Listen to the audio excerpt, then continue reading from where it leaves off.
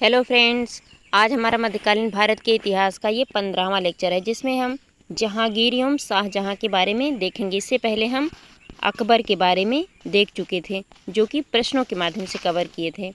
हम आज देखेंगे जब 1605 ईस्वी में अकबर की मृत्यु हुई, उसके बाद 1605 से लेकर 1627 ईस्वी तक जहांगीर का शासन रहा और 1627 ईस्वी से लेकर 1658 ईस्वी तक शाहजहां का शासनकाल रहा। चूँकि हम यह महेश वड़ाल सर की NCERT पुस्तक से कवर कर रहे हैं, जो कि प्रश्नों के माध्यम से कवर किया गया। हम प्रश्नों को देखेंगे, जहां आवश्यक होगा कॉन्सेप्ट को भी देखते हुए चलेंगे। क्योंकि जहांगीर के बारे में कुछ फैक्ट्स हमें याद करने हैं और कुछ ही शाहजहां के बारे में, जो कि महेश वड़ाल सर की NCERT पुस्तक में कवर किया गया। इसीलिए हम दोनों के बारे में एक ही लेक्चर में कवर करेंगे। तो चलिए हम प्रश्नों को देखते हैं। पहला प्रश्न है, वर्ष 1605 ईस्वी में जहांगीर का राज्याभिषेक कहाँ किया गया? जहांगीर का राज्याभिषेक आगरा में किया गया था 1605 ईस्वी में। आगे है, जहांगीर की पत्नी नूरजहां के बचपन का नाम क्या था? पहला फैक्ट यही है कि जहांगीर की पत्नी का नाम क्या था? नूरजहां। नूरजहां के बचपन का नाम मेहरुन्निसा था। तो हम लोग अभी कभी आ जाए कि मेहरुन्निसा कौन थी, तो वो जहांगीर की पत्नी थी। उनका अन्य नाम नूरजहां भी था। नूरजहां के बारे में एक फैक्ट है कि जहांगीर से विवाह के पश्चात नूरजहां ने नूरजहां गुट का निर्माण किया।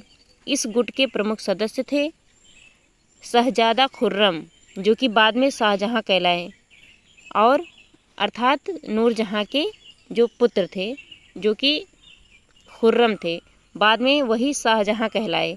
असमत बेगम नूरजहां की माँ, एतमादुद्दौला या मिर्जा गियास बेग नूरजहां के पिता एवं आसफ खां नूरजहां के भाई नूरजहां गुट के सदस्य थे। इस गुट का प्रभाव 1627 ईस्वी तक रहा, अर्थात जब तक जहांगीर का शासनकाल रहा तब तक नूरजहां गुट प्रभावी रहा। नूरजहां गुट के में अगर हम देखें कुछ शब्दों में, तो शाहजहां थे, नूरजहां के पुत्र थे, जहांगीर स्वयं थे, और नूरजहां के पिता और उनकी माता थी, और उनके भाई, इनसे मिलकर नूरजहां गुट का निर्माण हुआ था, जो कि 1627 ईस्वी तक प्रभावी रहा। आगे देखते हैं, मुगल चित्रकला किस शासक के शासनकाल में अपनी पराकाष्ठा पर पहुंची? अपनी पराकाष्ठा पर चित्रकला जहांगीर के शासनकाल में अपने उच्चतम पर थी। अर्थात जैसे कोई चित्र कभी ऐसे बने और खूबसूरती, उसमें एक उच्चता की स्थिति प्राप्त हो, तो उसे पराकाष्ठा कहते हैं। और वो जो चित्रकला थी, हम देखते हैं उस समय के बने चित्र बहुत ही आकर्षक थे। वो पराकाष्ठा पर चित्रकला अपने जहांगीर के समय में पहुंची थी। आगे देखते हैं, द्विस्पा एवं सिंहस्पा प्रथा किस शासक के शासनकाल में प्रारंभ हुई? द्विस्पा और सिंहस्पा जहांगीर काल के शासन में प्रारंभ हुई। अर्थात द्विस्पा सिंहस्पा क्या होता है? द्विस्पा बिना, जैसे जब अकबर का शासनकाल था तो जात एवं सवार नामक कुछ पद बनाए गए थे, जो कि मनसबदारों को दिए जाते थे। मनसबदारों को उन्हें जितना जात दिया जाता था, उसी के हिसाब से सवार प्रदान किए जाते थे। तो जब जहांगीर का शासनकाल आया तो जहांगीर ने द्विस्पा एवं सिंहस्पा, अर्थात द्विस्पा का अर्थ यह हुआ कि जात, अगर किसी मनसबदार को जात दिया गया है तो उसी के हिसाब से सवार होते थे। तो जहांगीर के शासनकाल में जात की संख्या ना बढ़ा के सवार बढ़ा दिए जाते थे, उसी को ही द्विस्पा कहा जाता था। और वहीं सिंहस्पा क्या होता था? जो सवार थे, किसी भी मनसबदार के पास जो सवार थे, उसमें से सवार जितने, मान लीजिए 5 सवार हैं, तो उसका 3 गुना, सवारों का 3 गुना घोड़ा रखना होता था, उसे ही सिंहस्पा कहते थे। तो द्विस्पा और सिंहस्पा में आपको समझ आ गया कि द्विस्पा में जात, अगर किसी को 500 का जात दिया गया है तो उसकी संख्या नहीं बढ़ाई जाएगी कि 500 से 600 किया जाए, लेकिन उसमें सेना की संख्या बढ़ा दी जाएगी। वो पता नहीं होगा कि 500 का 600 सवार रख सकते हैं, लेकिन उसमें सेना बढ़ा दी जाएगी, ये द्विस्पा है। वहीं घोड़ों को सवार का 3 गुना कर दिया जाता है, तो उसे सिंहस्पा कहते हैं। और ये दोनों प्रथा जहांगीर के शासनकाल में प्रारंभ हुई। आगे देखते हैं, मुगलों एवं मेवाड़ के राणा के मध्य चित्तौड़ की संधि किस शासक के शासनकाल में हस्ताक्षरित हुई? अर्थात मुगल एवं मेवाड़ के राणा के मध्य जब चित्तौड़ की संधि हुई थी तो किस शासनकाल के शासन में एक संधि हुई थी जो कि चित्तौड़ की संधि के नाम से जानी गई? वो थी जहांगीर के शासनकाल में।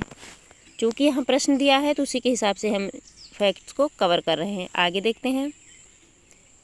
ईस्ट इंडिया कंपनी ने जहांगीर के दरबार में सबसे पहले किसे भेजा था? ईस्ट इंडिया कंपनी ने जहांगीर के दरबार में सबसे पहले विलियम हॉकिंस आए थे, जो कि जहांगीर के दरबार में आए हैं। विलियम हॉकिंस कब आए थे? 1611 ईस्वी में। विलियम 1611 ईस्वी में जहांगीर के दरबार में गए थे, लेकिन 1608 ईस्वी में भी वो सबसे पहले पहुंच गए थे जहांगीर के दरबार में। आगे देखते हैं। जहांगीर ने इंग्लिश खान की उपाधि किस अंग्रेज को प्रदान की थी? विलियम हॉकिंस को जहांगीर के द्वारा इंग्लिश खान की उपाधि दी गई थी। आगे देखते हैं। भारत में किस मुगल शासक का मकबरा स्थित नहीं है? चूँकि फैक्ट दिया है तो हम देखेंगे कि इसमें है मुगल शासक। मुगल शासक कौन कौन थे? बाबर, हुमायूं, अकबर, जहांगीर, शाहजहां और औरंगजेब। हम इनको देखते हैं कि ये मुगल काल के शासक माने जाते हैं जो कि मध्यकालीन थे। इनमें से पूछा है कि किस मुगल शासक का मकबरा भारत में अवस्थित नहीं है? तो बाबर का और जहांगीर का मकबरा भारत में नहीं है। बाबर का मकबरा काबुल में है और जहांगीर का मकबरा लाहौर में है। वहीं हम देखेंगे कि हुमायूं का मकबरा दिल्ली में है, अकबर का मकबरा फिरोजाबाद में है, या जिसे हम शाहाबाद भी कहते हैं, या फिर फतेहपुर सीकरी में अकबर का मकबरा अवस्थित है। वहीं औरंगजेब का मकबरा औरंगाबाद में अवस्थित है। इसी तरीके से सबके मकबरे भारत में अवस्थित हैं, जबकि मुगलों में बाबर एवं जहांगीर का मकबरा भारत से बाहर है, बाबर का काबुल में और जहांगीर का लाहौर में। आगे देखते हैं। जहांगीर के दरबार में पक्षियों का सबसे बड़ा चित्रकार कौन था? जहांगीर के दरबार में पक्षियों का सबसे बड़ा चित्रकार उस्ताद मंसूर थे। उस्ताद मंसूर पक्षियों के सबसे बड़े चित्रकार थे। वो पक्षियों की बहुत अच्छी नक्काशी किया करते थे। वे थे उस्ताद मंसूर, जो कि जहांगीर के दरबार में रहते थे। आगे है। मुग़ल बादशाहों में किसने अपनी आत्मकथा फारसी में लिखी है? मुग़ल बादशाह ने स्वयं की आत्मकथा जो कि लिखी है फारसी में, वे हैं जहांगीर। अर्थात जहांगीर ने अपनी आत्मकथा फारसी में लिखी है, और पूरा तो नहीं किया है, बाद में पूरा किसी और के द्वारा किया गया है, लेकिन अपनी आत्मकथा जहांगीर ने कुछ अपने स्वयं के द्वारा लिखी है। यहाँ पे एक फैक्ट है कि खुसरो शहजादा द्वारा, जो खुसरो थे जिसे हम अमीर खुसरो के नाम से भी जानते थे, खुसरो शहजादा द्वारा जहांगीर के विरुद्ध विद्रोह करने में सहायता देने के कारण जहांगीर के द्वारा सिख गुरु अर्जुन देव की हत्या कर दी गई थी, अर्थात उन्हें फांसी दे दिया गया था। जब जहांगीर के पुत्र खुसरो जिन्हें हम शहजादा खुसरो भी कहते हैं, उनकी हेल्प करने के कारण जो सिख धर्म के गुरु अर्जुन देव थे, उनको जहांगीर के द्वारा फांसी दे दी गई थी। आगे देखते हैं। जहांगीर के शासनकाल में प्रमुख चित्रकार कौन थे? प्रमुख चित्रकार उस्ताद मंसूर और अबुल हसन थे। हम अभी देखें, उस्ताद मंसूर चिड़ियों की चित्रकारी बहुत ही अच्छे तरीके से करते थे, लेकिन उनके द्वारा एक अन्य चित्रकार भी थे जो कि बहुत ही प्रसिद्ध थे, वो थे अबुल हसन। आगे है। आगरा में एतमादुद्दौला का मकबरा किसके द्वारा बनवाया गया है? एतमादुद्दौला का मकबरा नूरजहाँ के द्वारा करवाया गया है। एतमादुद्दौला कौन है? नूरजहाँ के पिता हैं। तो एतमादुद्दौला का मकबरा आगरा में है। ये 3 फैक्ट याद रखिएगा। आगरा में एतमादुद्दौला का मकबरा है, इस नूरजहाँ के द्वारा बनवाया गया है, और ये नूरजहाँ के पिता थे, और नूरजहाँ शाहजहाँ की पत्नी थी। आगे देखते हैं।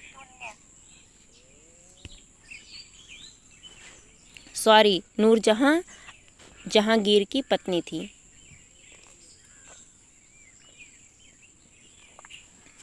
आगे है, मरियम उज जमानी का मकबरा किसके द्वारा बनवाया गया था? मरियम उज जमानी का मकबरा जहांगीर के द्वारा बनवाया गया था। ये फैक्ट है, आप इसको याद रखिएगा। आगे देखते हैं, गुलाब से इत्र निकालने की विधि को किसके द्वारा विकसित किया गया? गुलाब से इत्र बनाने की विधि अस्मत बेगम के द्वारा शुरू किया गया, जो कि नूरजहाँ की माँ थी। तो आप इसको याद रखिएगा कि गुलाब से इत्र बनाने की प्रथा नूरजहाँ की माता अस्मत बेगम के द्वारा शुरू किया गया था। आगे है, किस मुग़ल सम्राट ने अपनी राजधानी आगरा से दिल्ली हस्तांतरित की थी? आगरा से राजधानी दिल्ली शाहजहाँ के द्वारा हस्तांतरित की गई थी। तो आप ये फैक्ट याद रखिएगा। हम इससे पहले देखें ना, अकबर एक बार अपनी राजधानी लाहौर ले जाते हैं, एक बार वो फतेहपुर सीकरी लाते हैं, पुनः वो आगरा लाते हैं। तो आप देखेंगे आगरा से लाहौर, फिर लाहौर से आगरा, आगरा में फतेहपुर सीकरी में, और फतेहपुर सीकरी से फिर पुनः आगरा ले जाते हैं। अकबर राजधानी इस तरीके से परिवर्तित करते हैं। उसी तरीके से आगरा से राजधानी दिल्ली शाहजहाँ के द्वारा हस्तांतरित किया जाता है। तो इससे ये पता चलता है कि अगर आगरा से दिल्ली राजधानी शाहजहाँ के द्वारा हस्तांतरित की गई है, तो जहांगीर के द्वारा भी राजधानी आगरा को ही माना गया था। आगे देखते हैं, बलबन द्वारा प्रारंभ किया गया दरबारी रिवाज सिजदा योम पैबोस किस मुग़ल बादशाह ने समाप्त किया था?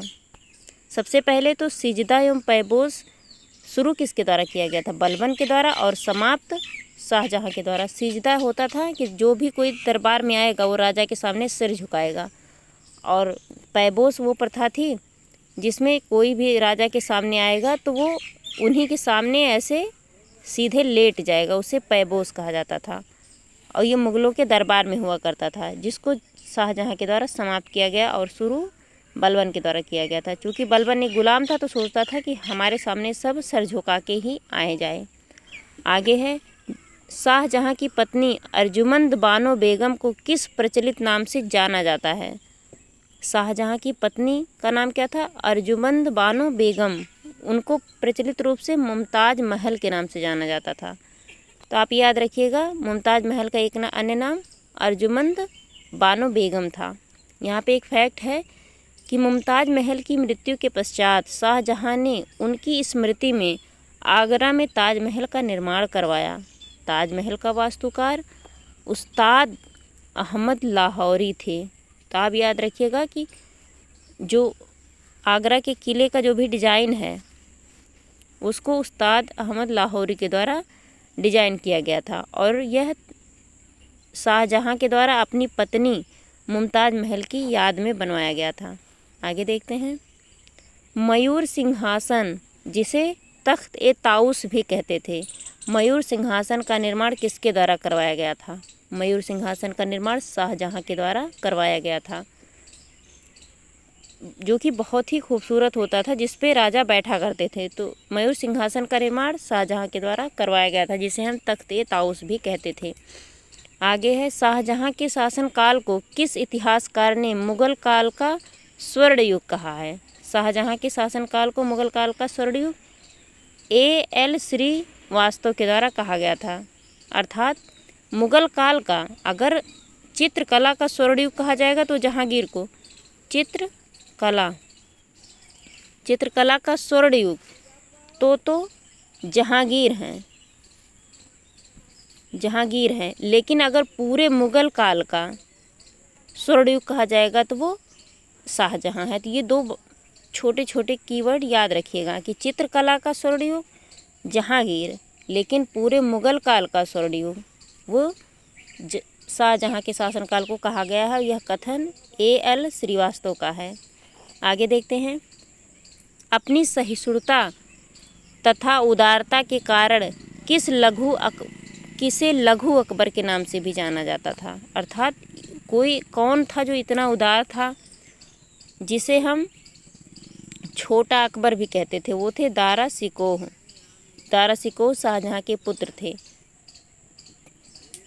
चूँकि अकबर का शासनकाल काफ़ी सहिष्णु रहा है, इसलिए उनकी उपमा दारासिकोह से भी की गई है। आगे है एक फैक्ट है यहाँ पे, उपनिषदों का फारसी अनुवाद शाहजहाँ के शासनकाल में शहजादे दारासिकोह ने सिर-ए-अकबर शीर्षक नाम से किया है। तो सिर-ए-अकबर क्या है? उपनिषदों का फारसी में अनुवाद सिर-ए-अकबर के नाम से जाना जाता था, जिसका जो अनुवाद है वो शहजादे दारासिकोह के द्वारा किया गया है। आगे देखते हैं, स्थापत्य कला का स्वर्णकाल। याद रखिएगा ये क्या है? स्थापत्य कला का स्वर्णकाल किस मुगल शासक के शासनकाल में माना जाता है? शाहजहाँ का शासनकाल स्थापत्य कला का स्वर्णकाल। जहाँ चित्रकला का स्वर्णकाल जहांगीर। मुगल काल का स्वर्णकाल शाहजहाँ। उसी तरीके से स्थापत्य कला अर्थात जो मॉन्यूमेंट बनते थे, जैसे ताजमहल, आगरा का किला, ये सब का जो एक स्ट्रक्चर है उसके शासनकाल में जो स्वर्णकाल है वो है शाहजहाँ का शासनकाल स्वर्णकाल कहलाया, जो कि स्थापत्य कला का है। जो कि जैसे जो मस्जिद, मंदिर जैसे हम देखते हैं स्थापत्य कला में, अगर हिंदू धर्म में देखा जाए तो मंदिरों का निर्माण, मुसलमानों में देखा जाए तो मस्जिद, मज़ार और जो सुंदर सुंदर मॉन्यूमेंट बने हैं वो उनका स्थापत्य कला का स्वर्णकाल शाहजहाँ, चित्रकला का स्वर्णकाल जहांगीर और पूरे मुगल काल का स्वर्णकाल तो शाहजहाँ। तो ये तीनों फैक्ट आप याद रखिएगा। आगे देखते हैं, हिंदू तथा ईरानी वास्तुकला का सर्वप्रथम समन्वय हमें किस इमारत में देखने को मिलता है? अर्थात हिंदू जो प्रथाएं थीं इमारतों को बनाने की और ईरानी वास्तुकला, इसका समन्वय हमें ताजमहल में दिखाई पड़ता है। तो हिंदू और ईरानी वास्तुकला हमें ताजमहल में दिखाई पड़ता है। आगे देखते हैं, ईरान के शाह तथा मुगलों के मध्य का विवाद के मुख्य कारण कौन से क्षेत्र थे? जिसमें ईरान के शाह और मुगलों के बीच विवाद हुआ करते थे, वो क्षेत्र था कंधार, जो कि वर्तमान के काबुल में है। जैसे अपना ये भारत है तो ये पूरा इतना हुआ करता था, तो जो काबुल का क्षेत्र था, ईरान और मुगलों में इसी क्षेत्र को लेके विवाद हुआ करते थे, जिसे हम वर्तमान में काबुल अर्थात अफ़गानिस्तान में माना जाता है, जो कि कंधार क्षेत्र था। आगे देखते हैं,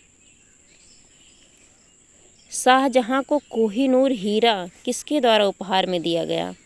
शाहजहाँ को कोहिनूर हीरा मीर जुमला के द्वारा उपहार में दिया गया था। कोहिनूर हीरा कहाँ से प्राप्त हुआ था? आंध्र प्रदेश की जो कोलार की खान है वहाँ से कोहिनूर हीरा प्राप्त हुआ था। आगे है, दिल्ली में स्थित लाल किले का निर्माण किसके द्वारा करवाया गया था? दिल्ली में लाल किले का निर्माण शाहजहाँ के द्वारा करवाया गया था। तो जो दिल्ली का वर्तमान का लाल किला है, जहाँ से भारत का राष्ट्रीय झंडा फहराया जाता है गणतंत्र दिवस और स्वतंत्रता दिवस पर, उसका निर्माण शाहजहाँ के द्वारा करवाया गया था। आगे देखते हैं, हम देखेंगे स्थापत्य कला में अच्छी इमारतों का निर्माण शाहजहाँ के काल में हो, इसीलिए स्थापत्य कला का स्वर्णकाल शाहजहाँ के टाइम पीरियड को माना जाता है। आगे देखते हैं, शाहजहाँ द्वारा शाह बुलंद इकबाल की उपाधि किससे प्रदान की गई थी? शाह बुलंद इकबाल की उपाधि शाहजहाँ के द्वारा दारासिकोह को प्रदान की गई थी, जो कि ये शाहजहाँ के पुत्र थे। आगे देखते हैं, दारासिकोह शाहजहाँ के पुत्र थे और दारासिकोह औरंगजेब के भाई भी हैं। आगे यहाँ एक फैक्ट है कि जहांगीर की आत्मकथा तुजुक ए जहांगीर नाम से प्रसिद्ध है, जिसको पूर्ण करने का श्रेय मोतमढ़ खां को दिया जाता है। अर्थात जहांगीर ने अपनी आत्मकथा तुजुक ए जहांगीर तो लिखी, लेकिन उसको पूरा मोतमढ़ खां के द्वारा करवाया गया था। तो फ्रेंड्स, हमारा ये जहांगीर एवं शाहजहाँ के बारे में एक छोटा सा लेक्चर था, जिसको आप रिवाइज कर लेंगे तो इससे संबंधित जो एनसीईआरटी के प्रश्न हैं वो तैयार हो जाएंगे। तो इस लेक्चर को हम यही समाप्त करते हैं। Thank you very much.